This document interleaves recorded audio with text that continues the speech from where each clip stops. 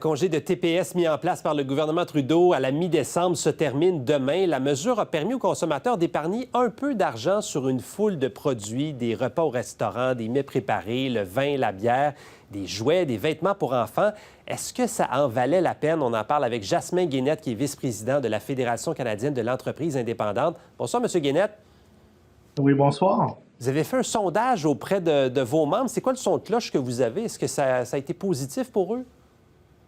On a l'impression que la mesure a raté la cible et que ça n'a pas eu l'effet escompté, puisque seulement 5 de nos membres ont dit avoir vu une augmentation de leurs ventes durant la période du congé de taxes. Dans le secteur de la restauration et l'hébergement, il y a eu un peu plus de réactions positives par rapport à la mesure, mais de façon générale, nos membres ont l'impression que ça n'a pas changé grand-chose à la période de magasinage des fêtes et les semaines qui ont suivi. Est-ce que c'est mieux que rien quand même à avoir une petite différence plutôt que pas de différence du tout? Ben oui, c'est sûr que c'est mieux que rien. Cependant, pour les propriétaires de PME qui ont été touchés par la mesure, c'est à se demander si le coût en valait la peine parce que le montant qui nous a été le plus souvent rapporté, c'est un coût de 1 000 $ que ça représente pour les entreprises de faire les changements pour les systèmes de points de vente, les caisses enregistreuses, peut-être le temps supplémentaire payé aux employés pour rester, pour vérifier l'inventaire et tout ça. Donc, oui, une petite augmentation des ventes, c'est sûr que c'est mieux que rien, mais à quel prix? C'est à se demander si la mesure en valait vraiment la peine. Et là, concrètement, demain, à la fin de la journée, il faut tout reprogrammer ce qui avait été fait au mois de décembre, donc remettre ça comme c'était avant. Expliquez-nous un peu le processus que ça implique, justement. Bien, c'est ça, effectivement. Donc, quand la mesure a été mise en place, les propriétaires de magasins d'articles de sport, de linge, les boutiques de jouets, devaient passer chaque item en inventaire pour voir si le produit était exempté ou non et faire les changements dans la caisse enregistreuse, le système de point de vente.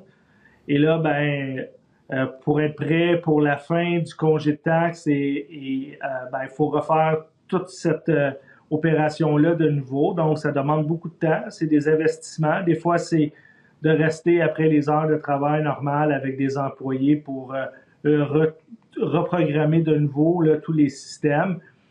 Et c'est ça un peu qui est dommage parce que, au fond, un congé de taxes pour les consommateurs, je pense que tout le monde s'entend que c'est une bonne chose. De réduire les taxes sur la consommation, tout le monde s'entend que c'est une bonne chose.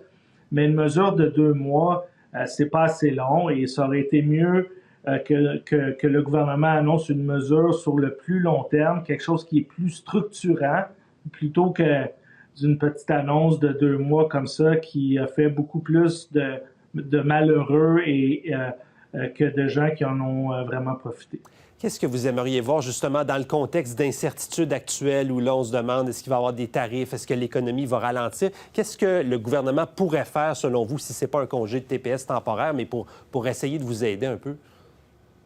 Un congé de TPS permanent, donc de réduire les taxes pour les consommateurs, c'est une bonne idée. De réduire la paperasserie, de réduire le fardeau fiscal de nos PME, c'est également une politique qu'on souhaite voir le gouvernement mettre de l'avant.